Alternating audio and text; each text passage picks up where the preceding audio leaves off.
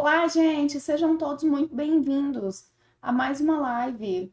Hoje nós tivemos um problema técnico aí, o Instagram não estava aceitando de jeito nenhum a gente iniciar a nossa live, mas cá estamos para não perder o costume nem deixar vocês na mão.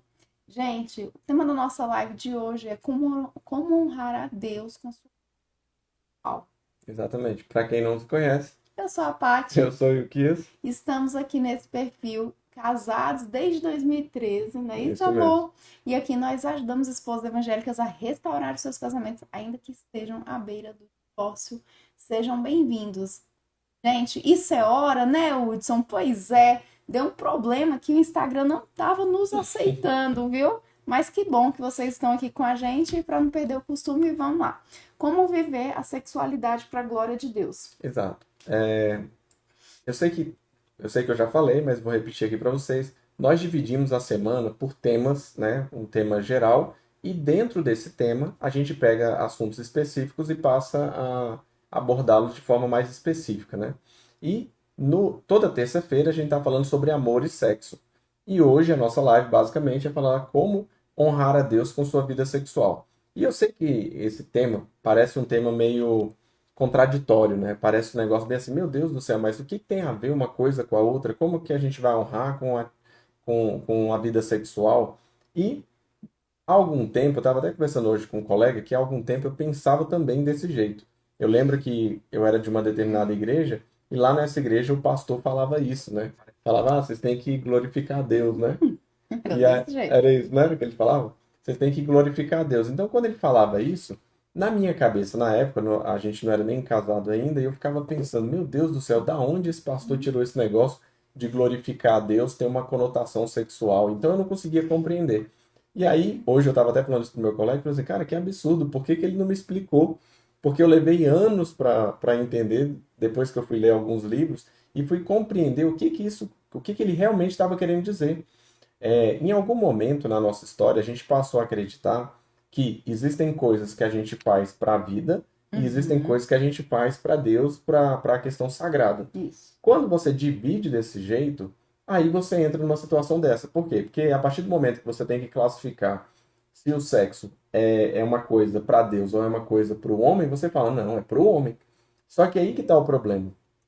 Quando a gente pensa na ideia por que que o homem existe, você tem na Confissão de Westminster que ele fala o seguinte: qual é o objetivo, qual é a função do homem? Ele fala glorificar a Deus e desfrutar de Deus. Ou seja, dar louvor e, ao mesmo tempo, sentir prazer nele, né? E quando você pensa na ideia da sexualidade, a sexualidade foi um presente dado por Deus. Uhum. Então, quando ele dá esse presente para nós, de forma bem clara, simples e objetiva, qual o objetivo desse presente que ele nos dá? É como se a gente desse um pequeno presente para uma criança. Uhum. Você dá aquele presente para aquela criança e você tem felicidade no exato momento que aquela criança brinca com aquilo ali. Você tem felicidade no momento que aquela criança te agradece por aquilo. Então é exatamente isso. Você, ao mesmo tempo, tem a oportunidade de ser feliz ao desfrutar do presente e agradece por ele. Muito bom. Então, quando o pastor lá falava sobre isso, falava, vocês têm que glorificar a Deus para os casados, era isso que ele estava querendo dizer. Ele estava querendo dizer, olha, tudo que nós fazemos, fazemos para glorificar a Deus. Tudo que nós somos foi Deus que acabou nos criando e dando determinadas características para nós. Usufruir dessas características conforme a vontade dele traz uma glória para ele, Uhum. né? Não é interessante? É muito bom. E aí, quando a gente pensa desse jeito, então, então agora eu consegui compreender o que você está querendo dizer com dar honra a Deus. Por quê? Porque quem criou o propósito da sexualidade foi o próprio Deus. Então, quando você pensa em utilizar da forma que ele faz, isso o dignifica, isso o gloria. E por que Uhum. que isso é tão importante? Por que que é importante a gente pensar nesse aspecto entre a nossa sexualidade, a nossa vida sexual e uma ligação com Deus? Porque a gente poderia pensar bem assim, não, Euquias, basta eu simplesmente agradar a minha esposa, basta simplesmente agradar o meu esposo, não tem por que pensar numa ideia de Deus. Uhum. E aí tem um pequeno detalhe aí. Quando você não pensa qual é o propósito, quando você não pensa que tem uma ligação direta com Deus, nós naturalmente passamos a colocar outra coisa no lugar. Uhum. Então, imagine a seguinte situação de forma prática. Se eu não lembro que o maior amor que eu tenho é o amor para com Deus, que vai acabar acontecendo? Em algum momento, eu vou me colocar em xeque sobre a necessidade que eu tenho de me satisfazer sexualmente e a necessidade, a obrigação que eu tenho de servir a Deus. E o que é isso? Vou dar um exemplo. E o que é isso? Como assim? Seja mais específico. Pensemos em uma determinada semana que você gostaria de ter suas atividades sexuais matrimoniais, conjugais aí, normais, e por algum motivo isso não acontece.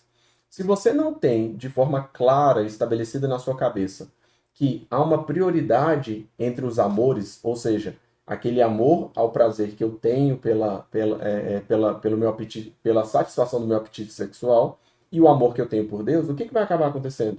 Eu vou entrar no site pornográfico, eu acho que não existe mais revista, mas seria uma revista pornográfica, né?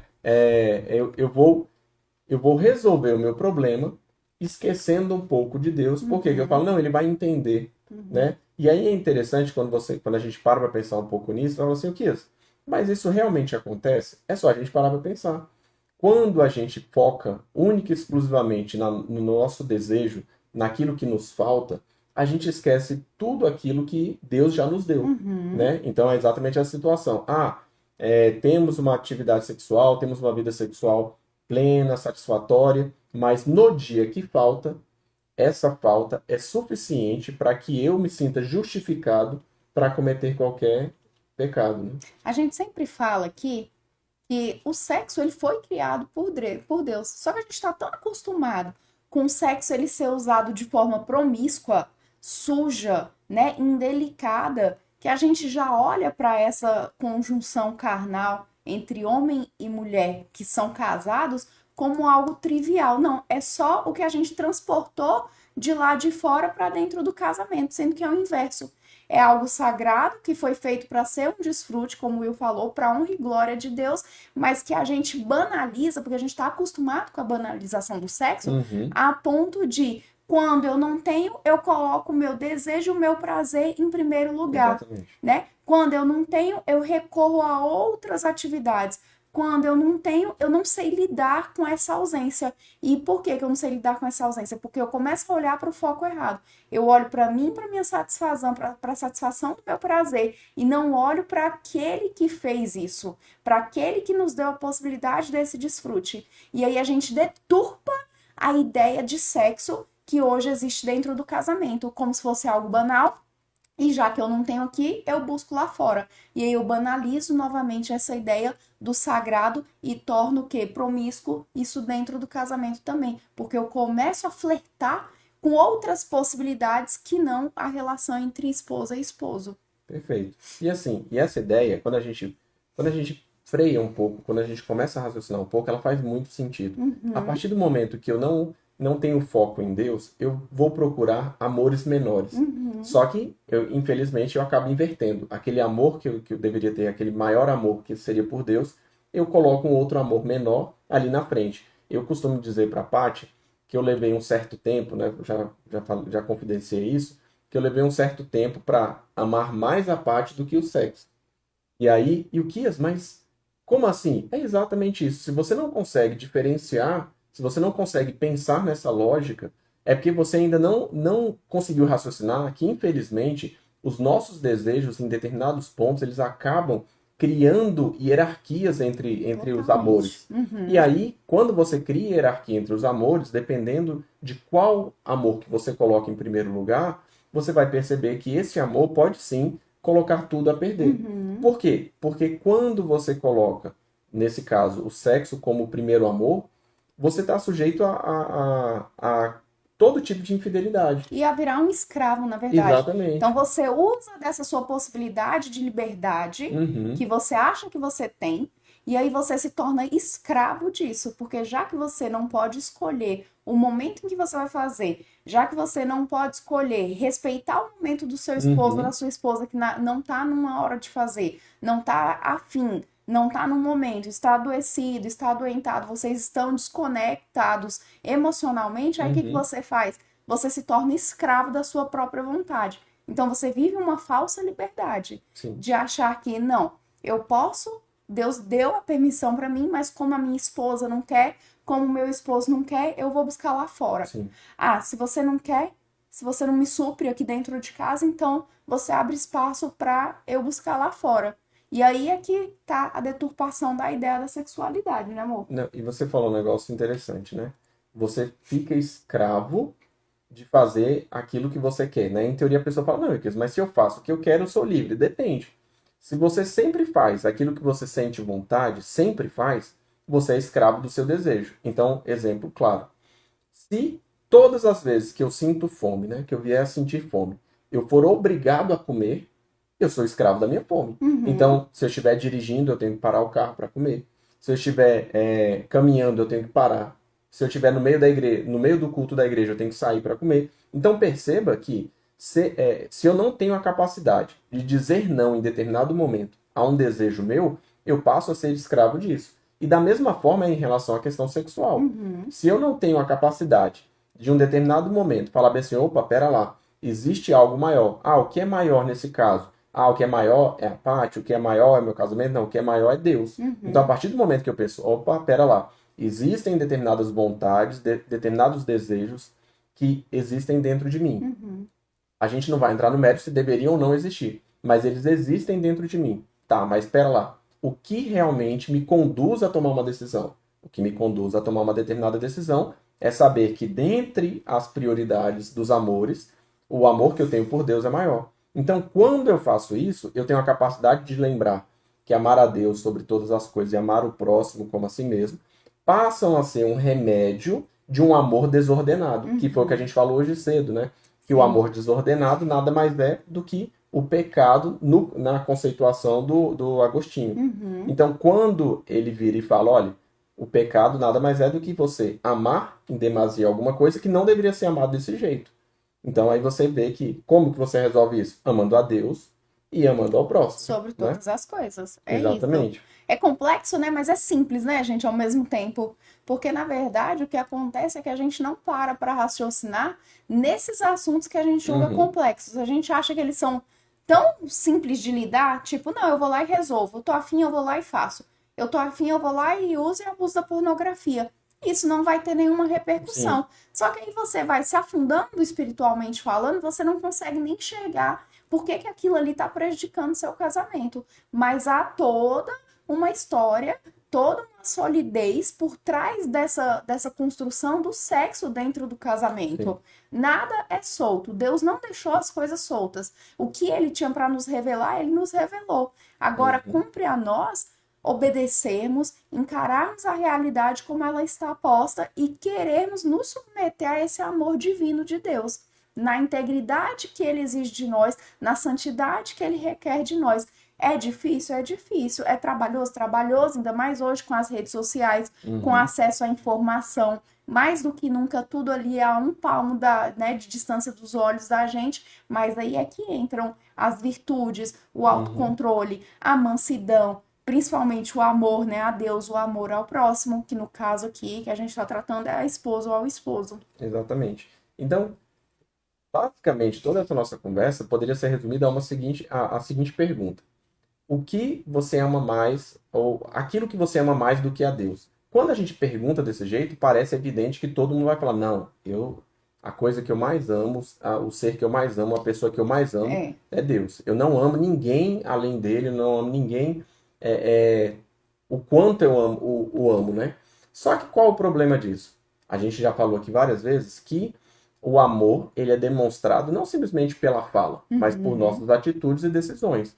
Então, quando você se depara entre se satisfazer e satisfazer a Deus no sentido de cumprir aquilo que ele pede para nós, cumprir aquilo que ele determinou, cumprir aquilo que ele fez para que pudéssemos viver do jeito que ele vê que é a melhor forma para nós. Quando a gente simplesmente olha para o outro lado, a gente está simplesmente falando assim: opa, eu te amo até aqui.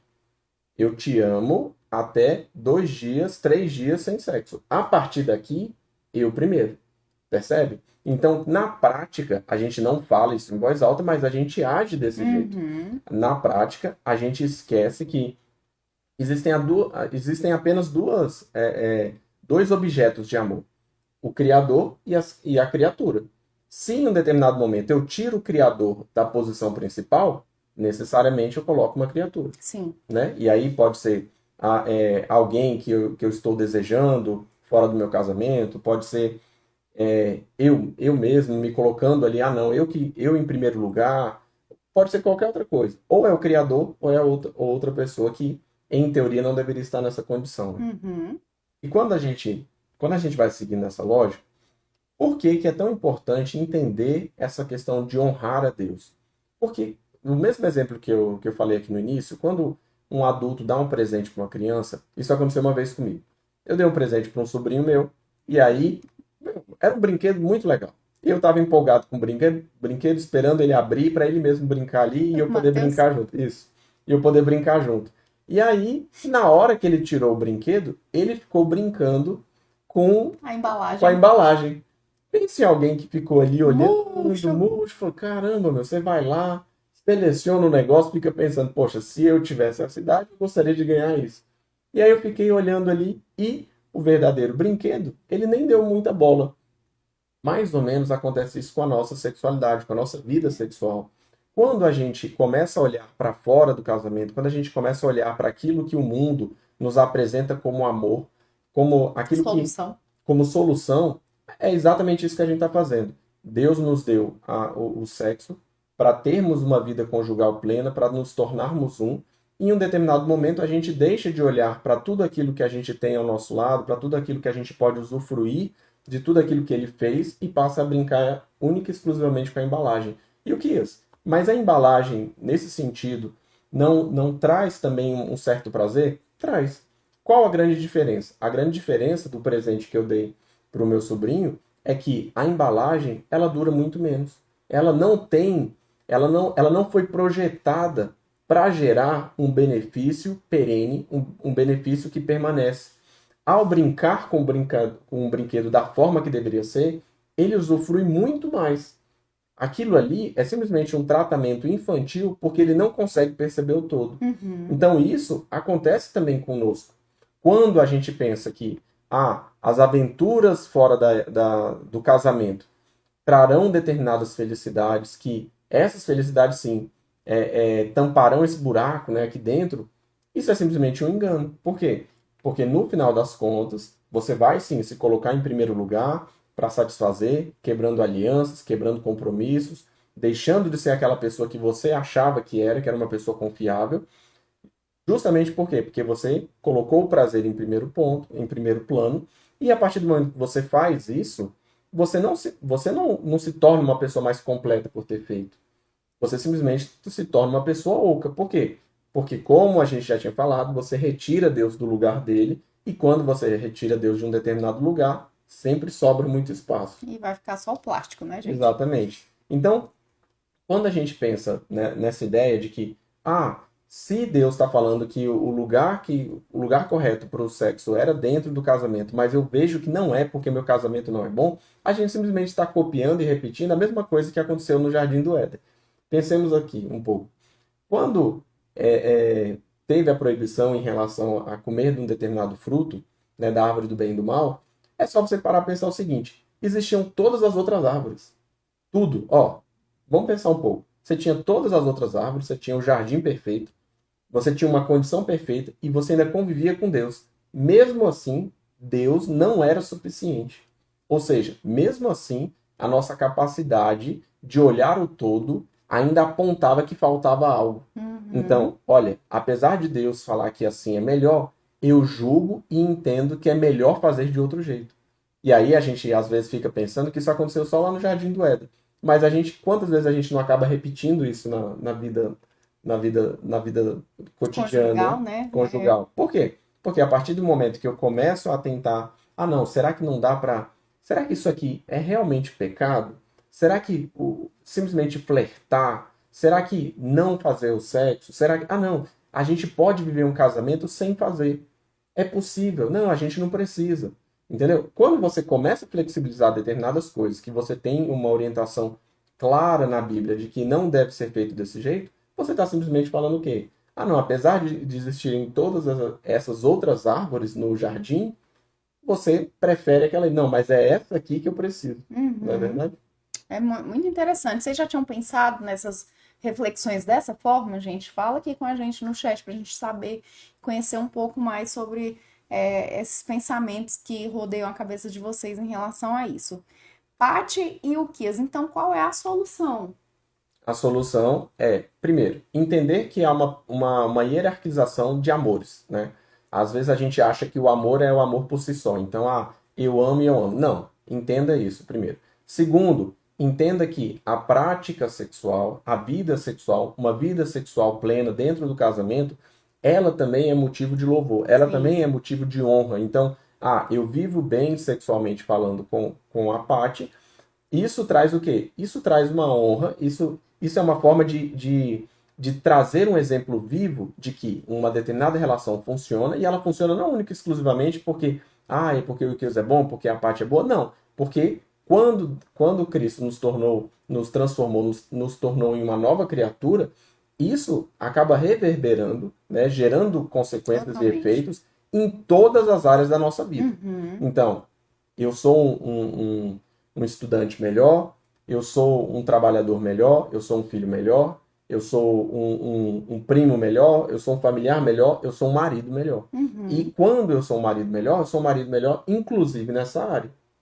Muito bom. E o que que é interessante disso aqui também é porque quando você começa também a flertar com outras possibilidades sexuais fora do casamento, você começa a se tornar uma só carne com outras coisas, né? Com outras pessoas, com aquela imagem no celular, com aquele vídeo que você viu, com aquele pensamento que você teve com outra pessoa. Vai sendo Então, alimentado, né? olha o cuidado, olha como que isso reflete na vida da gente. Quando Deus separou a vida sexual para esposo e esposa, ele sabia o que ele estava fazendo.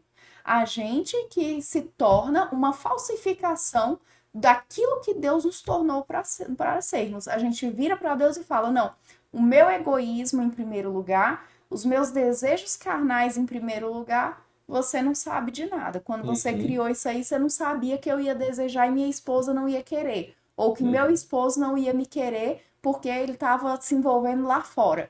Ou ainda pior, eu É vou como me se. preservar, não quero mais porque eu acho que eu estou sendo traída e não vou ocupar o meu lugar de esposa porque eu me sinto suja.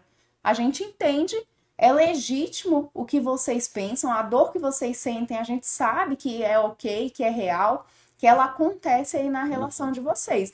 Mas como é que a gente fecha essas brechas? Como é que a gente retoma a relação como casal?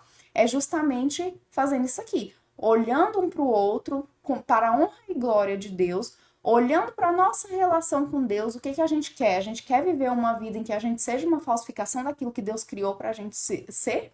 A gente Não. quer viver um prazer único e exclusivamente momentâneo fora da nossa relação conjugal, quebrando a nossa aliança com Deus, quebrando o compromisso que a gente fez com o nosso esposo, com a nossa esposa? Sabe o que, que acontece? A ideia de céu hoje para a gente está muito distante. Por quê? Porque a gente não está mergulhando no nosso relacionamento com Deus. Como a ideia de céu está distante, não tem problema, é um pecadinho. Deus não vai se magoar. Deus não poderia me tirar do caminho do céu por conta disso aqui. Ele sabe que eu sou humano, mas é justamente porque ele sabe que a gente é humano que ele nos colocou nesse processo de santificação, Sim. né? Uhum. A gente tem que lembrar que a gente é a imagem e semelhança de Deus. Jesus veio em carne. E da forma como ele sofreu, da forma como ele viveu, ele também sentiu na pele as nossas dores, os nossos desejos, mas a santidade, a pureza buscada era tanta que ele não pecou. Uhum. Como é que a gente copia esse Cristo? Nas tentativas, gente. Caiu, levanta, sacode a poeira e tenta de novo. Uhum. Não tô conseguindo, busca auxílio. Tá difícil, mergulha na palavra. Tá ruim, Uhum. vai pra oração, vai pro jejum, conversa com a esposa.